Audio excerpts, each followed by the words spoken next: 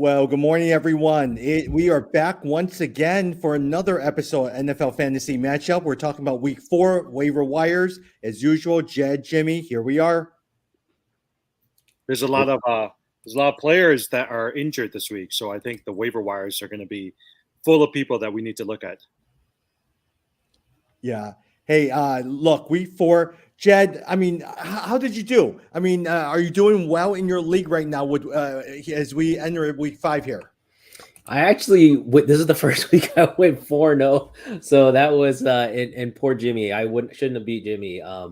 Made a mistake though. Had I think he had Pierce on the bench. And that was Yeah, I had Pierce on. I didn't play Pierce or Miles Sanders, and both of them should have gone off. I should have played them. Yeah, so but I did pretty well. I went 4-0. Austin Eckler was a big help for me.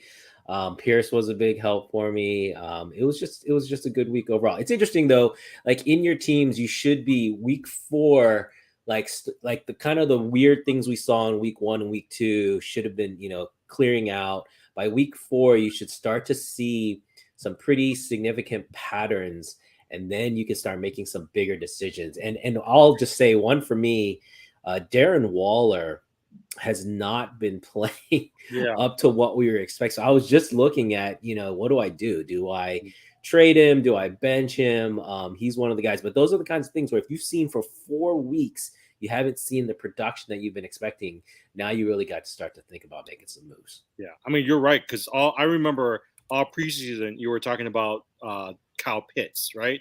And Kyle Pitts he's done one good game, but he's been pretty much absent this entire year in terms of scoring or even putting up some good fantasy numbers. Yeah, the thing about him is I had him last year and it was similar. Like last year, his first half was really weak. The second half, that was when he really blew up. But yeah, it's hard to say this year if that's Marcus Mariota's fault. Is it because they haven't figured out the scheme? I mean, he is still getting double teamed every week. But it's a hard one. Pitts is a really hard one. Yeah.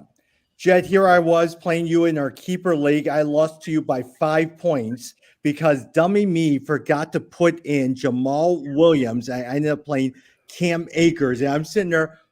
I completely forgot to change the lineup on this. And I said, okay, Cam Akers, hopefully he'll get 1 touchdown out of this. He ended up getting 1 point. Now, Bobby Wagner actually made it close where he was able to get me at least 10 points here or 9 points here, but man, your Robbie Gold against my Cam Akers and also Bobby Wagner did not work out well. Yeah, that was sometimes it's funny because I think is that the league that I went and picked up Jared Goff? Was that you or was that Jimmy? This is the league. No, you do not have Jared Goff in this. Okay, so I think that was Jimmy. So that Jimmy's league, I was upset that I didn't get Kirk Cousins. Someone dropped Kirk Cousins, and I didn't get him, and I got Jared Goff instead. And look, he scored like 40. Exactly. He scored like 40-something points. That's why fantasy is so much luck, because if I had got Kirk Cousins, I would have lost, but I got Jared Goff, and he went nuts. So, sometimes you just got to get lucky. That's the way it is. Yeah. Hey, even against the team that we're playing, Shaq Leonard out for the game. Kyle Pitts was terrible. Other than that, but Dalvin Cook, not very good, but you had Tyreek Hill, you have Mike Williams, Kyler Murray, and Derrick Henry did really well. Yeah, exactly. That's why, but fantasy is all about just consistency. You just keep rolling with, the same guys you're expecting and hoping, and, you don't want to be benching them when all of a sudden the week that they go off. So it's a tough call. Yeah. Jim, let me talk with you about the Washington Commanders. Ron Rivera, I understand frustration, but we'll have to be realistic with what we have. They don't have very much. Antonio Gibson, not very good. McKissick is probably one of their better players. Terry McLaurin, not very good. Carson Wentz keeps sitting there making turnovers all the time. What do you think about the Washington Commanders? Yeah, I've got McLaurin in 2 of my teams, and I'm trying to decide whether or not I should bench him, because this week he just scored in double digits. He didn't do anything. And usually the points that he scored has been in garbage time. Gibson, started off strong, not doing too well. Logan Thomas is not doing well. Even Dotson, their rookie wide receiver. But a lot of it is because of their because of the quarterback. Now, Brian Robinson, he was the one player who got shot and placed on injured reserve. He's on the waiver wire right now, injured, and some people have said some good things about him. So I've been at least monitoring him. Yeah, I have him on one team just sitting on my IR. There's a league I'm in that has 2 IR spots, so I put him in one. Yeah, I mean, you never know with that. But thing there is, I think it's really matchup dependent. Like Carson Wentz, he can score. It's just it's got to be against a defense that can't rush the quarterback. If the those turnovers are killing him. Exactly. Yeah, exactly. He does not make. I mean, that 1 year when I think didn't he win MVP? He was great, but after that, he just doesn't make smart decisions, Carson Wentz. Well, his first 2 games this year were good. It's just the last couple, basically the line hasn't held up. And once they get to him, then he makes bad decisions. So you just got to, it's totally matchup dependent. You got to really look at what defense he's playing against. Yeah, if you look at Terry McLaurin, 2 catches, 15 yards. Antonio Gibson, 13 carries, 49 yards. But on the other hand, Jeff, look at the team that they're playing. Who would have thought the Dallas Cowboys would be so good? Cooper Rush. Defense? Yeah. Cooper Rush is giving them. It's great. Like they can now take their time with Dak. Although that's bad for me. I've got Dak sitting on the bench. So I think though that we'll see if he's supposed to come back this week, but they may decide to give him another game to heal up. So today the reports out of practice is that he can't even move his thumb yet. So they said that they're going to have to give him another week or 2. Yeah, so I don't think he's coming back. It's a great luxury to have. I mean, Rush has been playing well. So, Jed, let me ask you a quick question. Cooper Rush wins this 5th game. You think there's a quarterback controversy? There's no controversy at all. The money, go where the money is. There's no controversy. I think it's just, like I said, it's a luxury. They don't have to rush him back. But whenever he says he's ready, then they're going to go with him. So definitely but I was just trying to see. So, they're playing the Rams. So you don't want to run out there and pick up Rush. I mean, that's good. That's going to be a tall order. I do think Michael Gallup, though, right? Like CeeDee Lamb's shown that he's been doing well. Michael Gallup scored double digits this past week. The running game this week was non-existent, so they really fed their receivers. And so I think Gallup's a good pickup. He's a free agent on a lot of waiver wires. Jim, you and I made a trade for Ezekiel Elliott. Did you end up playing him? He did have 19 carries, 49 yards. Yeah, so we made this trade, Jed. And I mean, I think long-term it should work out, right? But it was Jamal Williams for Ezekiel Elliott. And Tommy and I were playing with each other. That was a difference maker because essentially I took Ezekiel Elliott, scored 9 points. He took Jamal Williams. Jamal Williams scored 28 points. And that was the game right there, right? So my hope, though, is I think DeAndre Swift is supposed to come back this week or next week. I think he's questionable. So I'm hoping long-term Ezekiel Elliott will be the better play because he can at least get you 9 to 15 points a game. Yeah, we'll see. I mean, I've been big on Pollard all along, waiting for them to go away from Elliott, but they seem to be sticking with him. So you might be right. Yeah. This is my preseason favorite. This was my Antonio Gibson, Javonte Williams out for the season with a torn ACL. Yeah, that's really sad. I saw that Murray is the big pickup, really. The Denver backup now, Latavius Murray. So he's probably going to be one of your top waiver wire pickups. Well, I was surprised. Like he got this is what Tommy wrote. He got picked off the Saints practice squad. Who's that other guy? Who was the other guy that Melvin Boone is another guy. Yeah. I was paying attention to him, but one of the things that they were saying is he also plays special teams, so they want to really kind of keep him on special teams. So that's why they signed Latavius Murray. But I think Murray's a good pickup for those guys. Yeah. Jim, what do you think? Russell Wilson has a right shoulder injury. He has not been doing very well. They were comparing him and Geno Smith. Geno Smith has outplayed Russell Wilson. Mm-hmm. But I will say, like, Cortland Sutton has been pretty good as a fantasy player this year, right? So whatever happens, I still think some people have dumped Jerry Jeudy. So I picked up Jerry Jeudy in one of the leagues. I still think the receivers are going to do pretty good, especially now with Javonte Williams out. But let's just see what happens to Russell Wilson. Yeah. Jed, on the flip side with the Raiders here, Josh Jacobs, 28 carries, 144 yards. Devontae Adams, 9 receptions, 101 yards. But as we talked about, Darren Waller, 3 catches, 24 yards. Yeah, disappointing still. And Devonte Adams, even I would say that basically I was a lifesaver of a game, but he still is not living up to his top five, top three billing. Most people spent probably either a first round or second round pick to get him. So you still have not gotten the return on that. I don't know what is wrong with the Raiders. Derek Carr has not looked the same. This is a team we had high expectations for with Adams coming in, and it just has not panned out. And honestly, I don't know why, guys. So, I mean, you got to still play him. Adams, you are not going to be dropping him. If you're trading him, you're not going to get the value back. So you got to still play him and start him. But it's been really disappointing. But Josh Jacobs been a surprise. I think most people picked him in the 4th or 5th round. He was like the number 8 to 10 running back drafted. People have been getting good value. There are people like Javonte Williams, other players that went higher. And Josh Jacobs has been great. It's funny, Josh Jacobs and James Robinson. I feel like they're the same guy. Yeah. They're like small, short, stocky, but they both have been very good value. And even Miles Sanders, I would say, a lot of people, thought Sanders was not going to be durable and not going to really score, and he's been doing pretty well too. Yeah, Josh Jacobs in the last 5 games, in the opening game, he had 5 carries for 30 yards, but that suddenly increased to 10 carries, 19 carries, 13 carries this past week, 28 carries with his first 2 touchdowns this past week. Jim, Tua will not be playing in week 5, and so he got that concussion. What do you think is going to happen with his other 2 receivers in light of the very fact that he will not be playing in week 5? I mean, I still think that they're going to have consistent numbers, right? I don't think the numbers are going to be there like it was the last couple of games that Tua played. I still expect. Jalen Waddle did not have a good game, but Tyreek Hill had some good numbers this week. I think Bridgewater's a serviceable quarterback. You're just hoping that Tua will come back in the next few weeks as well too.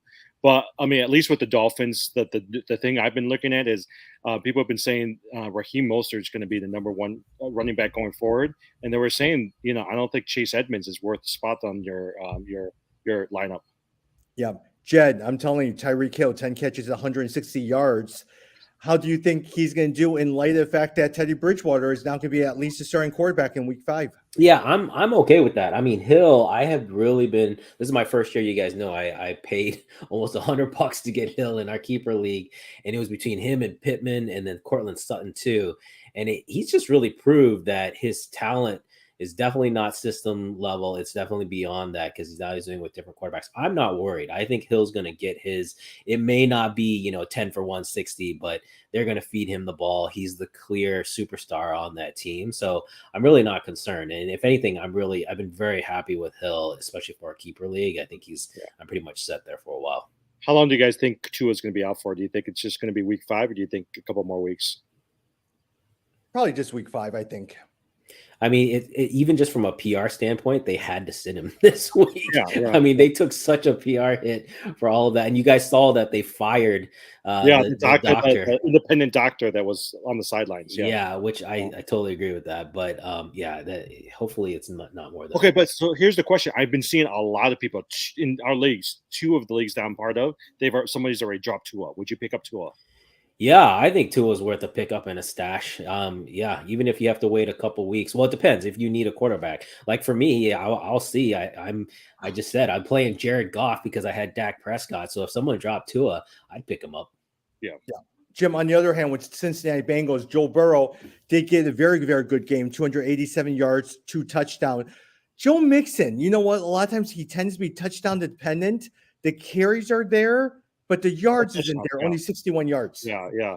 So, I don't know. They've just got so many weapons, right? So I think going back to like, how are we doing in some of our leagues? Week 4, I've been disappointed with how Jamar Chase is doing. T. Higgins has really been the receiver that's really scored a lot of those points. I'm just hoping that Jamar Chase the next couple of weeks will start regain his form that he had last year.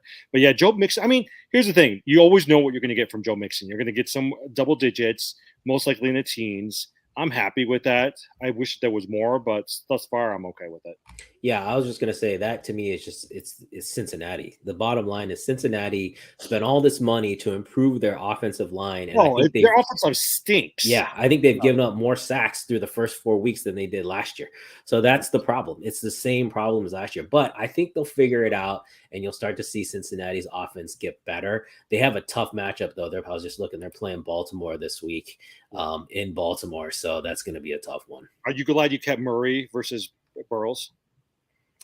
Yeah, Murray over. I mean, Murray, I've been surprised. I expected him not to play too well the first 4 or 5 weeks without, DeAndre Hopkins. without DeAndre Hopkins. He's, again, and this is why I picked him over Burrows, is I figured that his legs, his rushing yards would make up for any deficiencies. And that's exactly what's happened. Like his points, his passing yardage has not been that great, but if you put in his rushing yardage totals, then he's fine.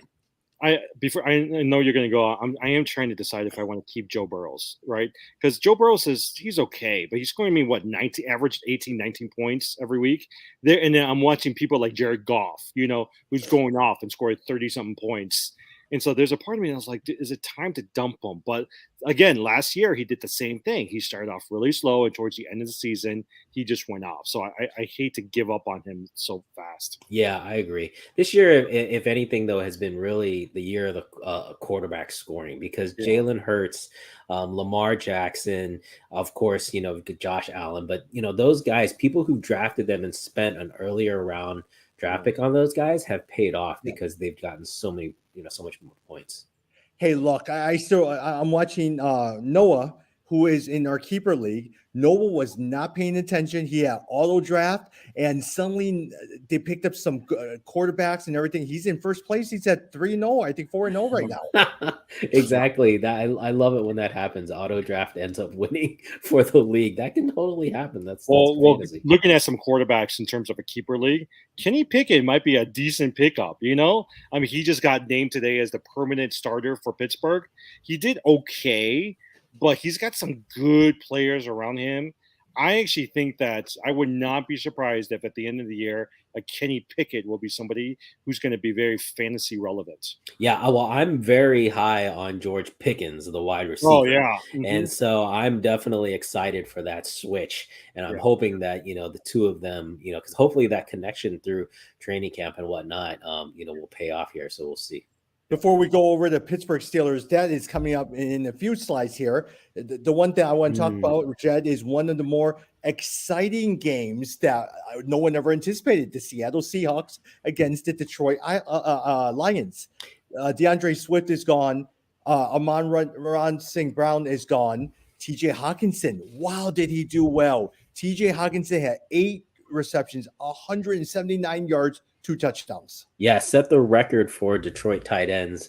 But you could have seen that coming because he didn't have anyone else to throw to. But you couldn't have seen coming a 48-45 game. I mean, just so many points going around. I was watching that game. It was a lot of fun. It was basically like who's going to have the ball last is going to win. I don't know if you guys knew this. Did you know that Detroit is averaging 35 points per game, but their defense is allowing 35.3 points a game? So if they continue to go down this route, I mean, play the Detroit players and then play the people that they're playing against as well, too, because it's going to be high scoring. Yeah, exactly. I mean, I actually think Detroit is looking better than they have. If not for a couple things, like they could have beat Philly that one game. I mean, they've definitely had some close games. So their offenses look great, but you're right. The defense is just horrendous. So. You know who I have sitting on my IR in a couple of leagues? Jameson Williams. Just sitting there. I don't know when he's going to come in, but look, he's a good receiver that could potentially be like their good number 2 receiver after Amon-Ra St. Brown. Jim, if you had Tom Brady or Aaron Rodgers and Jared Goff was sitting on there, would you eventually replace one of those with the Jared Goff? Yeah, I think so. I think I would really consider. I mean, I still have high hopes for Aaron Rodgers, because I think Dobbs is coming together, Lazard's coming together, or he's got Christian Watson. I actually would really consider taking Jared Goff over like Tom Brady.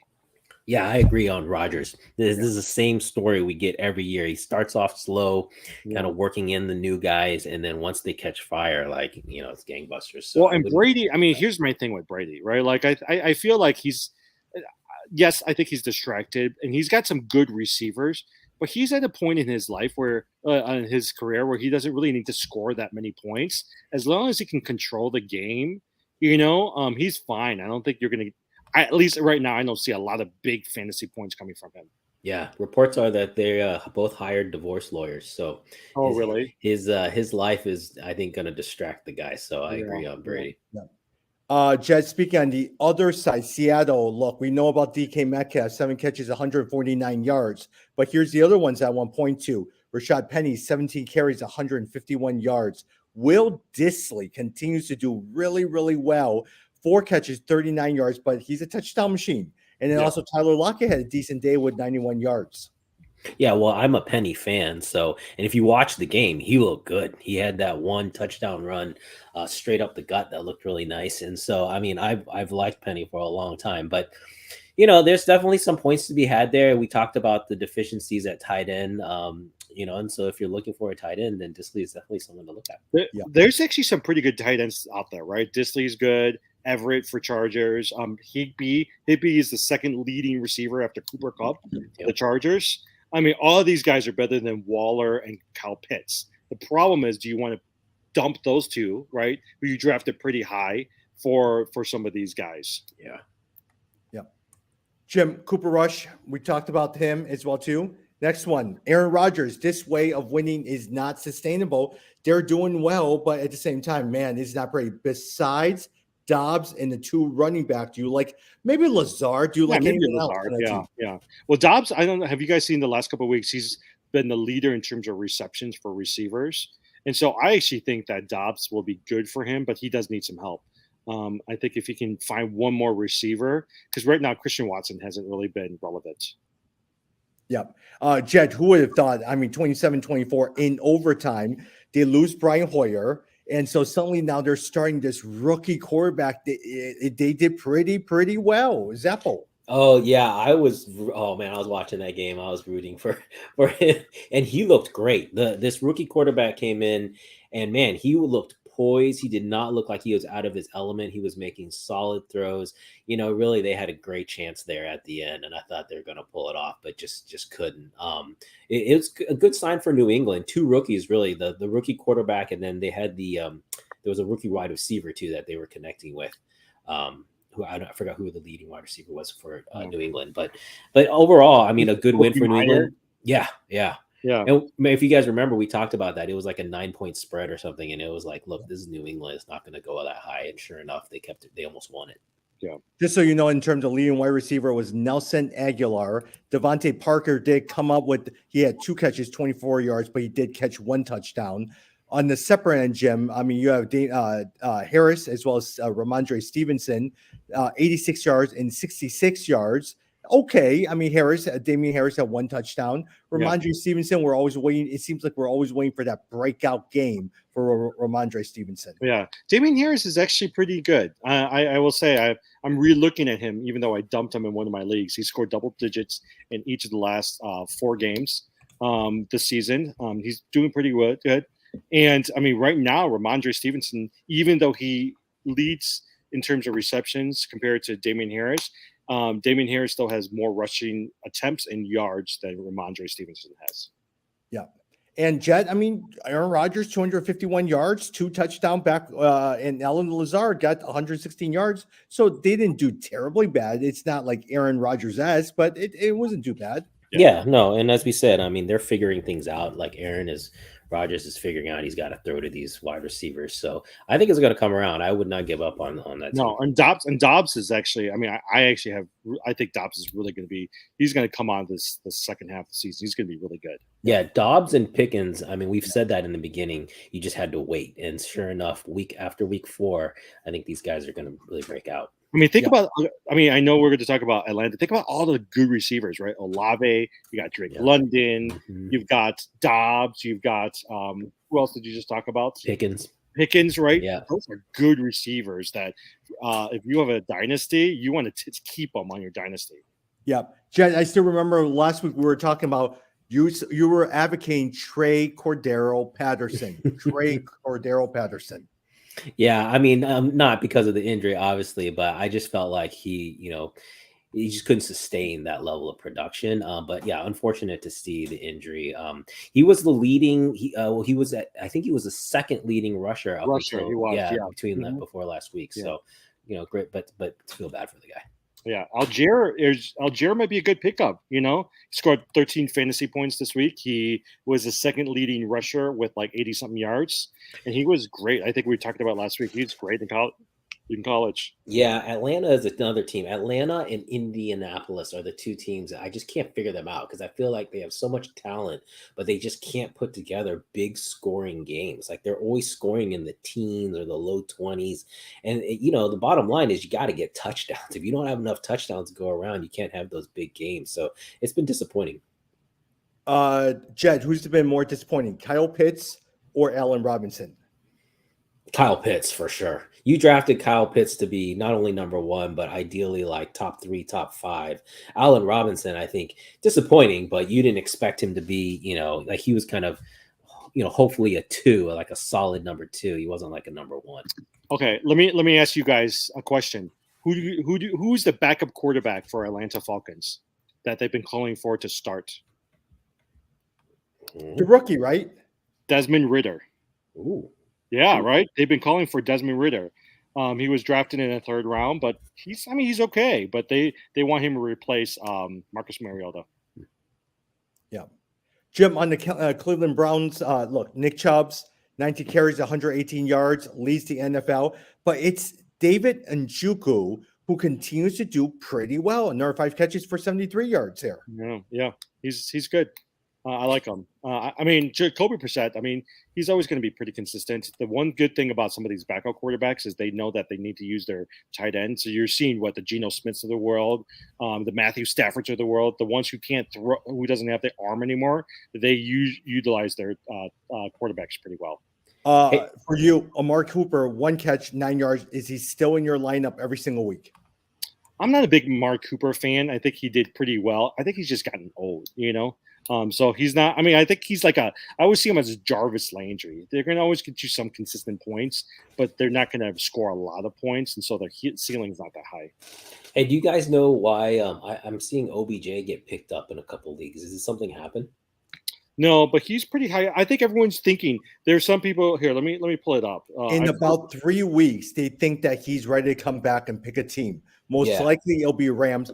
But yes, if you did look at Yahoo, he suddenly has shot up in terms of all the ads. I think it's because of week 6, because after week 6 is when they can sign like the free agents. Like there's some reason where after week 6 becomes more basically viable to sign. Like they're either the contracts aren't guaranteed or something. There's something that it's not as risky for the teams, and so that's what I think. That's probably what it is. I think he's going to be picked up. So here's a couple of headlines: Bills and Rams headline 2022 destinations. But recently he was spotted stopping by Giants Stadium, which fueled rumors that he might go back to the Giants. Maybe that's what it was. I wouldn't go back to the Giants. You see their line; they've got nobody for Daniel Jones.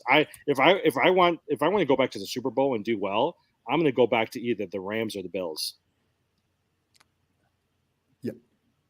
All right. Speaking of that, Saquon Barkley.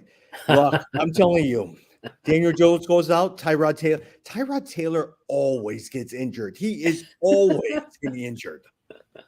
Yeah, but Saquon Barkley, what a great, again, we've been talking about it. If he can stay healthy, this is the guy you really lucked out if you got him, because he's playing. If you watch that game, he looked great. Yeah. Well, okay, so, but here's the thing. Matthew Breida is his backup running back. Yeah. I think for a lot of these running backs, and you're seeing it this week, right? If you have a spot on your lineup, forget the backup wide receiver unless that person's really good. Go for a backup running back, because the chances on Breida will be fantasy relevant towards the end of the year is pretty high compared to some of these receivers. Did Madison score more than Dalvin Cook? No, Dalvin Cook scored more, but he did score a touchdown. And he's iffy because he's still wearing that brace on his shoulder. You never know, right? One hit in the wrong place, Madison's your starter. Yeah, well, I 15, 20 fantasy points. I've been saying you could play Madison even if Cook plays, because Madison is that good. So, yeah, I hear you.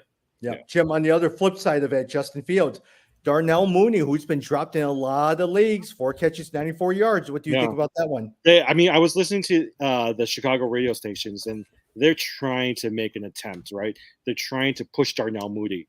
Who was it? They said I was reading. They were talking about how Cole Kmet is most likely not going to meet expectations, but they still have high hopes on Darnell Mooney, and they're going to make sure that he works.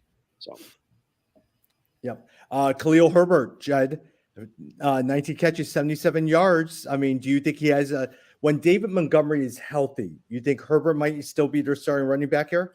Oh, that's a good question. I don't know. He's looked pretty good. I mean, even though, again, the problem with the Bears is just lack of touchdowns, the whole offense in general. But when he's had the opportunities, he's looked good. So I don't know. That's a really good question. Yep.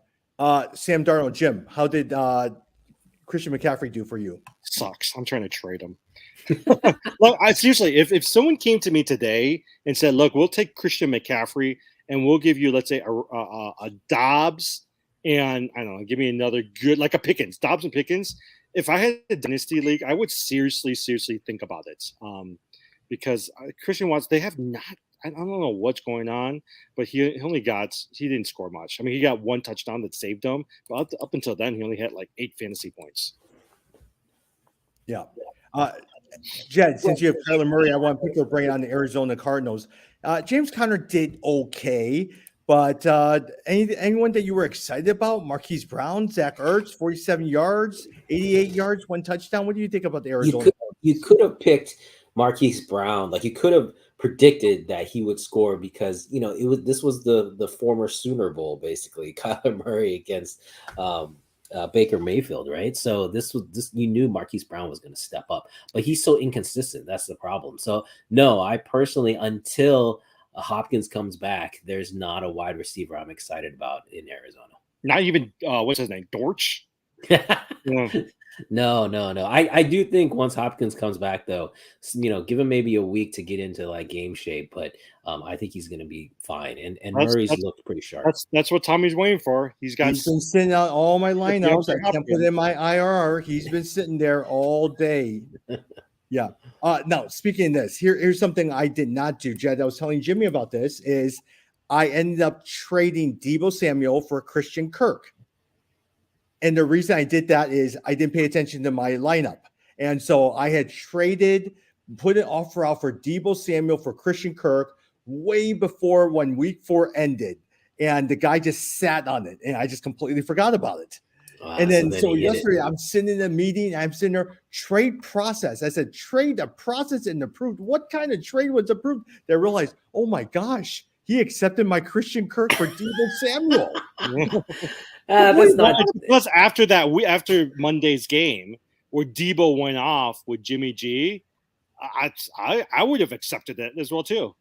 Yeah, no, that's definitely. I mean, that was smart on that guy's part, but I think you might be okay. I mean, Christian Kirk has been, he'll be fine, and I'm the Jags, man. They're legit. Everyone like who was down on the Jags, do not miss that guy. That is a good team with a good defense. They're gonna be fine. So you may end up working, but man, Deebo Samuel's looked great in that game. Yeah, I think the better receiver, I like Zay Jones. I think Zay Jones is a really good receiver. I think he's a good, legitimate number 2 for them. Now, the only thing a lot of times with Deebo Samuel, we know that he tends to be injury prone a lot of times. He does have a hamstring or something like that will get him out. Christian Kirk seems to be on the rise as well, too. Now, here's my dilemma suddenly. I have Jalen Waddle, Amon-Ra St. Brown in terms of wide receivers. I have Keenan Allen. I have DeAndre Hopkins, Chris Godwin. I have a lot of wide receivers along with Christian Kirk here. You have a lot of injury-prone wide receivers. Yeah. Yep. Yeah, and I'm hoping that everyone gets healthy, and I walk into the playoffs with this lineup where I start training a bunch of different people. I would say right now, Amon-Ra St. Brown maybe is the best fantasy producer out of that group. Unless, you never know, Godwin will get better here. Yep. And Damian Pierce and J.K. Dobbins has been on my team. J.K. Dobbins, did you guys see him? He did really, really well this past week. He did. He had a really good game. I saw that. So anyone who sat and waited, that was good. But guess who's being taken off IR today? Gus Edwards. Yeah, I don't know if that will affect, but remember when Gus Edwards and J.K. Dobbins were together, they actually had them sharing carries. So let's just see what happens this week with Gus Edwards coming back. Yeah. Speaking of that, Jed, you mentioned this. Tom Brady and his wife hired divorce lawyers. Yeah, that was sad to see. I don't ever want anyone's marriage to fail, so that's unfortunate. But it's fantasy relevant because when your stuff's going messed up at home, how do you concentrate while you're on the field? It's difficult. Let's go through a couple of these now. I want to hear from waiver wires as well too. Jonathan Taylor, there's a good chance he may not play. If he's not playing, any of you guys starting Naheem Hines right away? I will. I've got him on one of my teams. I'll start him. I mean, well, actually, I'll see who like I said, Indianapolis, I've been disappointed with overall. They're playing the Broncos, and it's Thursday, so that's an interesting one. I actually think, I would play Hines in that. Yeah, most likely Taylor's not. If they're going to play Thursday, Taylor's not going to play. Yep. Confident. Here we go. Kenny Pickett, we talked about that. Dak Prescott can't. Trevor Lawrence, Cooper Kupp. Let's see. That's it. I mean, that's all of our news and notes. Let's talk a little bit about wires. Jim, who are your primary wires for this week? Yeah, so I actually really hold on. I'm pulling up my lineup right now. Here's Latavius Murray. I think we talked about him. He recently got picked up by Denver. I think he is a hot waiver wire pickup. Algier, the running back from Atlanta, for the injured Cordell Patterson. Raheem Mostert. No one really knows who's the lead back there, him or Chase Edmonds. Jared Goff is on a lot of waiver wires. Pickens, you got Gordon, but the two other people I'll end up with Pacheco. If you have a spot, I actually think that Pacheco's a good running back who, if anything happens tomorrow to Clyde Edwards-Helaire, Pacheco's the other person that you want to look at, and then also Kenny Pickett. Pickett, I think he's got three good receivers, right? He's got Claypool, he's got Pickens, and he's also got DeAndre Johnson. And I think Pickett actually is going to be pretty good for people. Jed, let me ask you a quick question. If you had to put all your money, let's say $10 on the player this week, is there a player that stands out? You're going to say, I'm going to put at least $10 to $15 on this player. You mean on to offer the waivers? Yep. Wait. Yeah. I'll guess. Can I guess? Pickens. I do like Pickens. I mean, basically, it's if you think that they're going to be a starter, to me, it's worth it. Like, to me, if your budget is $100, I'm thinking of that as roughly, 2 to 3 starters. So you're going to spend at least 1/3 of your budget, maybe half of your budget. So, and then you have to look long term. That's why I would say, someone like a Pickens is worth it because you're looking at least like half the season you're going to get starting potential out of them. On the other hand, like Murray, we just got to see, like, we think he's going to be good. But he's also, we talked about Boone, who's behind him. You don't know. It could be a timeshare, so I think it's a little bit more up in the air. Yeah. Okay, let me ask you a quick question. If Melvin Gordon, in one of the leagues I play in, Melvin Gordon is sitting there on waiver wire, are you putting $15 on Melvin Gordon? I'm not. No. I mean, Melvin Gordon has been fumbling a lot. I think he'll be the starter now that Javonte Williams is out. But give him a couple fumbles, and you're going to get Murray to come in. Yeah. Jim, if you had a chance between Mostert, Boone, or Algier, who are you picking? You know what? I would pick Algier out of that group. I actually like Algier a lot. I think he did really well this week. Who knows how long Cordell Patterson's going to be out? Minimum 4 to 6 games. I would go Algier. Jed, what do you think of Rashad White? He played 24 snaps, finished for 14.6 fantasy points. He's the backup to Leonard Fournette. What do you think of him? Oh, that's interesting. I didn't know that. I was so frustrated. Leonard Fournette was supposed to score 14, 15 points a game, and then now they got this rookie who's taking away all his snaps. Well, Fournette, is not going to last through the whole season at that level of, he's an old dude. They can't play him that much. So, yeah. Other than that, if you want a quarterback, Jared Goff is out there, like Jimmy said. Geno Smith is out there. And in terms of wide receiver, Michael Gallup, Jim, if you had a chance between George Pickens or Michael Gallup, who you're looking at? You know what? Here's this is what I was thinking about. I think by the end of the fantasy season, by the end of 2022, Pickens is going to be the better receiver. but Gallup will give you some consistent numbers. Yep. Any other players, Jed, as we wrap up here? Corey Davis, Alec Pierce, like any of these guys at all? No, I think the only other one, I mean, we did mention Gallup. I would just say that again. I think Gallup, even with either Rush or with Prescott coming back, I think Gallup is in a good position. Yeah. So if he's still sitting out there, that's someone I might target. Guys, I'm looking at a couple of the waiver wires. I am surprised how many leagues have Darnell Mooney sitting out there. Yep. Hey, after this, I'm going to go and sit there and look through all my waiver wires and see what I can come up with as well too. Yeah, I am all set for my NBA basketball. I'm very excited about it, and now we're going to have to sit there and go through waiver wires and see what happens. Hey, I want to say one thing on the NBA because we mentioned the NBA. So now that we've heard more about the Boston Celtics coach, I definitely just want to be like, we didn't know all the information. It sounds horrible now. So to me, did they come out with more of it? I haven't kept up with it. Yeah. Like now it's more about definitely the positional power. Like it's sounding like it maybe was even someone who's kind of almost like an intern level. And so it sounds really, really bad. And it's supposedly not more than one. So it's supposedly like more than one person.